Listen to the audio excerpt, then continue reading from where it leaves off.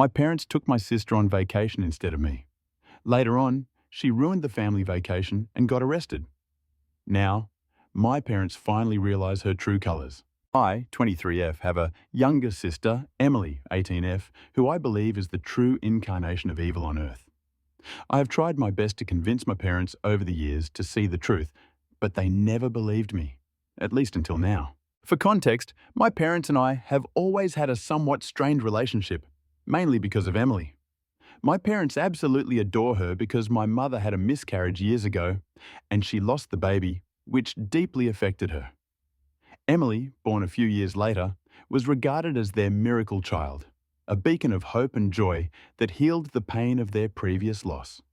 My parents showered her with affection and attention, turning her into the center of our family universe.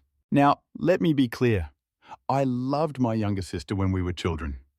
It's just that I slowly started realizing that Emily had an incredible talent for manipulation that none of my family members were able to grasp. She knew how to twist the story in her favor, and she was a master at playing the victim card. Once, on my birthday, I got this amazing antique pocket watch from our grandparents. I was so happy with it, as my grandmother told me that it was a family heirloom. But Emily, well, she was clearly jealous and kept asking if she could share it with me. I said no because it was a gift for me on my birthday. She tried to persuade our parents, but since it was from our grandparents, they couldn't do much. That night, Emily, who knew I was terrified of spiders, placed a house spider inside my pillowcase, ensuring I would discover it when I went to bed. I awoke to the horrifying sensation of a spider crawling over my skin and started screaming. My parents rushed to my room concerned. Emily acted all surprised and caring, but later she admitted to me with a creepy grin when we were alone that she put the spider there to teach me a lesson. I was shocked by how casually she confessed without any remorse. Another time, I remember when I had a crush on my classmate Jake, and I finally had the courage to invite him over to watch a movie with me. I was feeling all giddy and excited and had carefully picked out a dress to impress him. But as soon as Jake arrived at our house, Emily deliberately spilled a glass of juice all over my dress and started laughing at me. I was mortified and had to change, all while trying to hide my embarrassment. As if that wasn't enough, Emily started telling Jake embarrassing stories from my childhood, making me feel utterly humiliated. She didn't leave us alone the entire time we watched the movie. When Jake was about to leave, Emily smirked and told him that he could do much better than me. Jake, who had been uncomfortable the entire time, left in a hurry. I just couldn't believe how cruel and cunning my younger sister could be. Over the years, I told my parents about her antics several times, but they always chalked it up to her being young and naive. They just couldn't see her for who she really was. Whenever I complained, they just dismissed me and thought of me as the troublemaker in the family, so I eventually stopped speaking up about her. Emily continued being their favorite child, while I often felt like the outsider in my own family. I focused on my studies and managed to get into a good college. This gave me a chance to move out of our house and have a better life. In college, however, every time I returned home during breaks, Emily made it abundantly clear that she despised having me back in the house. She would deliberately ignore me, refusing to engage in even the most basic of conversations. During family meals, she would avoid sitting next to me or interrupt me if I was talking to our parents. Her constant need to undermine my presence was evidence that she despised the idea of me being around and was determined to make my visits as uncomfortable as possible. Emily even used to mess with my stuff, pretending that she needed to borrow things, but would often damage them or lose them instead. My parents did nothing when I tried to complain and instead urged us to get along with each other. As a result, I began avoiding coming home during breaks. I would come up with excuses to spend my breaks with my college friends' families instead.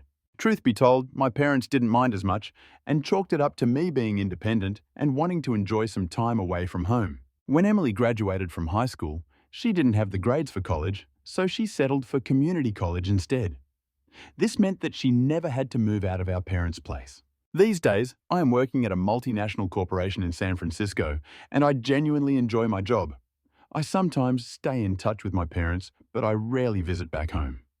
I don't maintain any contact with Emily whatsoever. Now, coming on to the story, my father recently had a near-fatal heart attack. Fortunately, He survived by some miracle and was rushed to a hospital. When my mother called to tell me about it, I immediately booked my tickets and flew back home to be there for them. The doctors prescribed numerous medications for my father and strongly advised him to start working out. Since being discharged, my father has expressed wanting to spend more time with us as a family and told me how lucky he was to be saved from the brink of death. I understood where my dad was coming from, so I continued spending a few days at our house. My job has the option to work remotely, so it was no problem. However, I noticed that Emily was deeply agitated that I was back. I tried my best to avoid her because we were both older now, and I didn't want to argue after our dad's heart attack. One morning during breakfast, my father suggested that we all go on a family vacation, as it had been a long time since we all went somewhere together. Initially, I had my reservations, but knowing how important it was to my dad, I agreed. As for Emily, well, she wasn't thrilled about it, but she had no choice but to go along with the plan. My father made all the arrangements for our flights and accommodations. I had planned my leave from work in advance and informed my colleagues not to contact me during this time, as I genuinely wanted to enjoy quality time with our parents. However, when we arrived at the airport, I found out that my flight ticket had been cancelled. I exchanged puzzled looks with my father, who kept insisting that he had booked and paid for my ticket. When we checked further, it turned out that out of the 4 tickets, the one with my name on it in particular had been mysteriously cancelled. As I stood there, trying to comprehend the situation, I looked over at Emily. She had a sly smile on her face as she stared at me. It was a look I had seen so many times before. The same expression she wore when she had successfully pulled off one of her manipulative tricks. I realized at that moment that she was the one who had cancelled my ticket, probably from my father's computer. I started yelling at her as she continued to stand there, smiling at me. I pointed out to my parents that it was Emily's doing, as she never wanted me to go on this family vacation in the first place. Instead of believing me, my mother immediately dismissed my claim, saying, "Your sister would never do something like that." She went on to tell me that I should stop being jealous of my younger sister and that it was just a freak accident that my ticket had been cancelled. My father also tried to justify that this might have been an airline mistake and that I should not blame it on my sister. I was utterly frustrated that my parents couldn't fathom that their beloved miracle child would be behind such a deception. At this point, there was nothing that I could do. My ticket was already cancelled, and there were no other flights for that day. While it was possible for me to catch a flight the next day, I didn't relish the idea of returning home, booking a new flight and travelling alone. After all, this was supposed to be a family trip. I was also dreading sharing a room with Emily during this trip. I had hoped that she had matured over the years, but if she was behind the cancellation of my flight ticket, I couldn't help but wonder what other schemes she might have in store to make my trip miserable. My father was initially hesitant, suggesting they could all go back home and plan a new trip later, but he then started talking about how it had been ages since he went on a vacation. My mother agreed, telling me that I always travel a lot for work, so I wasn't going to miss out on much on this trip if I didn't go. Their comments really got to me. It felt like they wanted me to insist they continue to go on this vacation without me. I told them that they were welcome to continue with their vacation if they wanted, and they readily agreed. Although I didn't want the money they had spent on the tickets and rooms to go to waste, I was sad that they didn't care whether I joined them or not. It became clear that they didn't mind going on this family vacation as a family of 3. So there I was, standing alone at the airport as my parents and Emily headed for their much-anticipated vacation. I decided to return to my home in San Francisco, not wanting to spend a day further alone in our family house. I tried my best to put the incident behind me and focused on enjoying the rest of my leave that I had already taken from my work. I reconnected with old friends and spent my days engrossed in books, turning my break into a solo staycation. During the trip, my parents would sometimes video call me, and I could see how much they were enjoying the trip without me. It was like my absence didn't really affect their trip in any way. Although I wasn't too heartbroken about missing the vacation, I couldn't help feeling excluded. It was yet another reminder of the favoritism that had always existed in our family. I hoped that someday they would see through Emily's true nature, and I guess my wish finally came true. A few days into their vacation, I woke up to several missed calls from my mother, worried that my father's health might have taken a sudden downturn. I immediately called my mother back. Thankfully, she picked up, but she sounded extremely distressed. I asked her if everything was okay, and she went on to explain that something deeply troubling had happened. Apparently, my parents had noticed that my father's essential heart medications were disappearing day by day. It was an alarming situation, as my father couldn't afford to miss his medication given his fragile health. They were in a foreign country and didn't know if the same medicine would be available outside of the US. They were genuinely concerned about the missing pills and searched their room everywhere in vain. My mother had gone to Emily's hotel room, which was adjacent to theirs, to borrow some sunscreen while Emily was out. To her utter shock and dismay, she discovered all the missing medicines carefully tucked away inside Emily's bedside table. It was a chilling revelation, and she immediately called for my father. He rushed in and found all his medication that had gone missing the last few days. I guess this is when the truth dawned on them, that their beloved daughter, the so-called miracle child, had been intentionally jeopardizing my father's health and putting him at great risk. My mother's voice quivered as she asked if they should confront Emily about this. I asked her to not speak to Emily about this until they were back home. They needed to gather their thoughts, emotions, and evidence to face Emily with the undeniable truth. I knew that speaking to Emily now would be futile, as she was a master manipulator and would likely concoct excuses to evade responsibility. However, something unexpected must have transpired, because my parents did end up confronting her. I received a late-night call from my father, his voice trembling as he informed me that Emily was in jail. I was taken aback. He recounted that Emily had a full-blown tantrum when they asked her about the medications, throwing objects and shouting insults. Her rage was targeted primarily at my father, accusing him of booking a ticket for me when he should have never allowed me on their family vacation. She told them that if they continued having a relationship with me, she would teach them a lesson they would never forget. Emily continued to lash out, and the situation escalated rapidly until someone from the hotel called the authorities.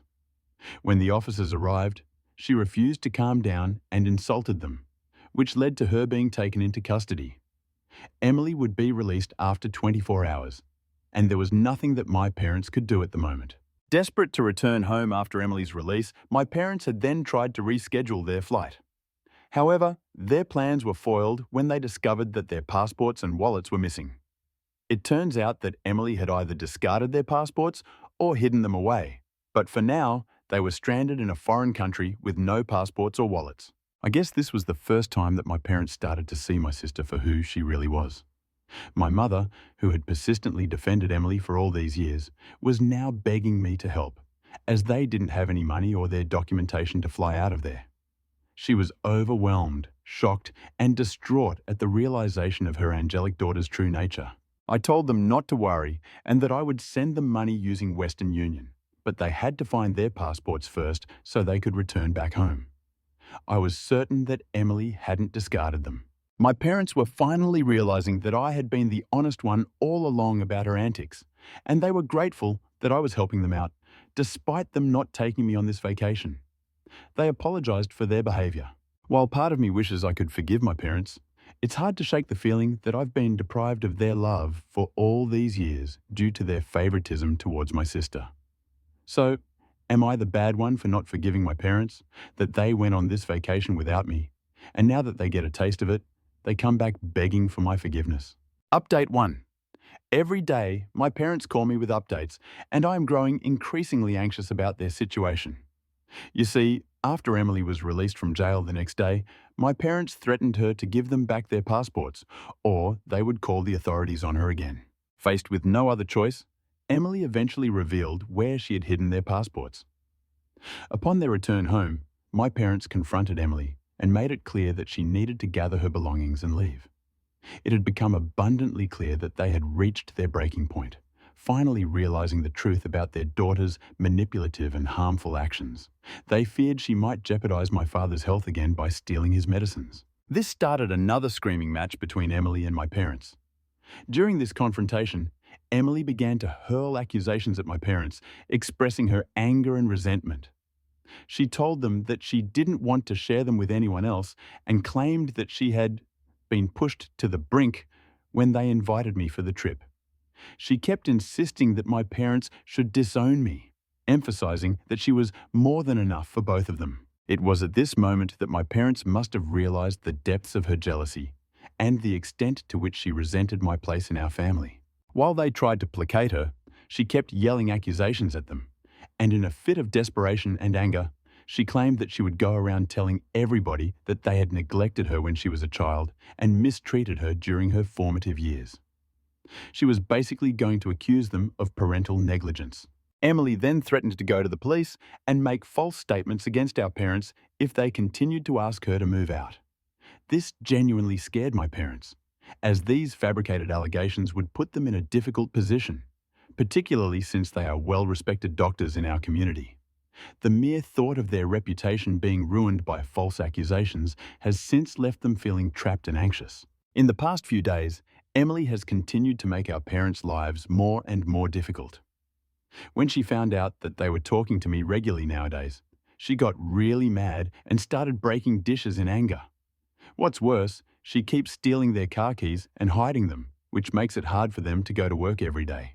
Just tonight, my mother called me in tears after another bad incident. During dinner, Emily had a big tantrum and yelled at them because she wanted my mother to cook for her. When she refused because she was tired from work, Emily went on a rampage and started breaking furniture around the house. Then she went to her room and turned up the music really loud, which prevented our parents from getting a good night's sleep. The situation keeps getting worse, and it's taking a toll on my parents emotionally and mentally. I am increasingly concerned about what might happen next. While I had hoped my parents would see Emily's true nature, I now worry that she could pose a real threat to them. I can't even return home at the moment because it might trigger her further and lead to more explosive confrontations. I'm doing my best to persuade my parents to consult with a lawyer so we can find a permanent solution to this ongoing crisis. The legal route seems like the best way to protect my parents and restore peace to our family. Update 2. Emily has been arrested. As many of you predicted, with Emily's increasing antics, this was bound to happen. One night, she came at our parents with a knife during a big fight. This terrified my parents, and they were forced to call the police. The officers swiftly took her into custody, placing her under arrest on charges of assault. With Emily in custody, our parents decided it was time to pursue a more permanent solution. They consulted with an attorney who advised them on the legal process for evicting her from their home. They filed a formal eviction notice that said she had to leave. They knew it wasn't easy, but it was necessary to make things safer. Our parents didn't want to continue pressing any charges on her, as they just wanted her to move out. They bailed her out of jail and handed her a formal notice telling her she had to move out. It had all the legal documentation explaining why she had to go and when she needed to leave. My parents made sure they did everything by the book, so Emily couldn't challenge it. Next, they went to court with their lawyer to start the eviction process. It meant filing a lawsuit against Emily. This was all pretty hard on my parents, since it was their own daughter they were taking to court. They felt really sad, guilty, and like they had no other choice. The court finally gave an official order that said Emily had to leave the house. If she didn't go on her own, they would have the legal right to make her leave the property. Emily is going to be out by next week. My parents can finally breathe a sigh of relief knowing that they have taken a step towards getting their home and peace back. It's been a tough road, but they're hopeful that things will get better once Emily moves on. I have stayed in touch with them throughout this ordeal and plan on bringing them over to San Francisco for a few weeks. It's a way to give them a break and let them relax after all they have been through. I'm sure they could use a change of scenery and some time away from the stress Emily has caused. Plus, it'll be a chance for us to spend some quality time together, and I want to support them as much as I can. Update 3. I have received hundreds of comments under my post, and it's taken me some time to go through them. Many of you have suggested that we should consider getting Emily checked out to see if there might be a mental health issue at play here. The thing is that since she's an adult, we can't force her to go for a checkup against her will. Due to her sudden violent outbursts, we don't want to push her and make this situation more complicated than it already is. As I mentioned in my last update, my parents flew down to San Francisco to spend a few days with me. They are here to take some time away after what they went through the last few months. Yesterday evening, as we gathered around the dining table in my cozy apartment, my parents began to open up to me, their voices laced with humility and regret. They admitted that they had been blind to Emily's true nature over all the years and begged for my forgiveness. My father expressed his remorse for not heeding my warnings earlier.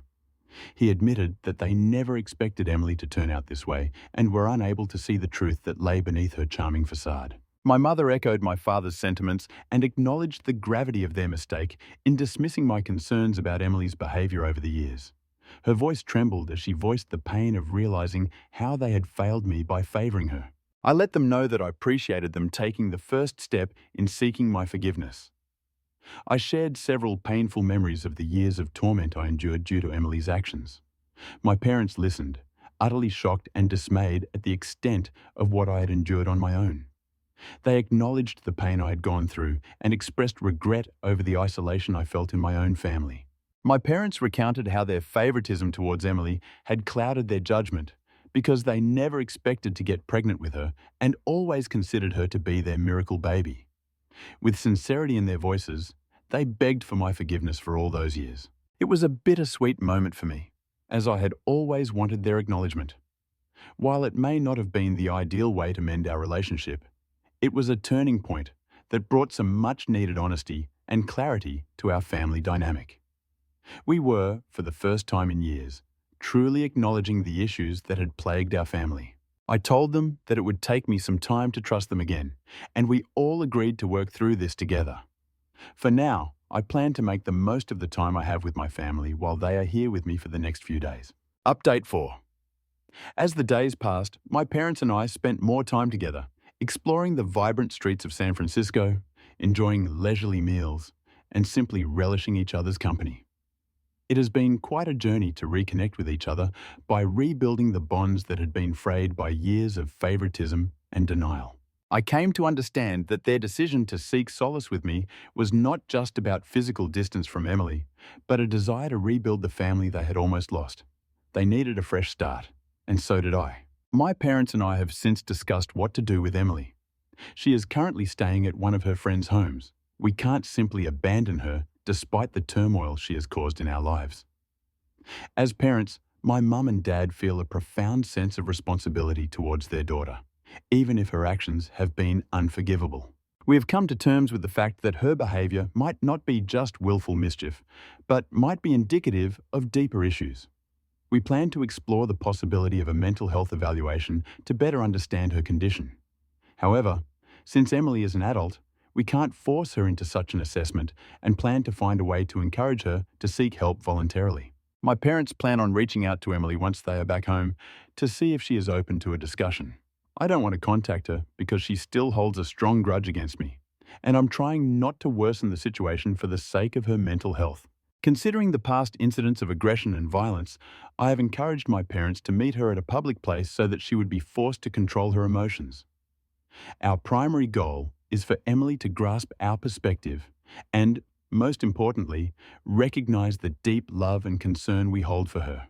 It's not about assigning blame, but rather about coming together as a family to address the issues that have strained our relationships.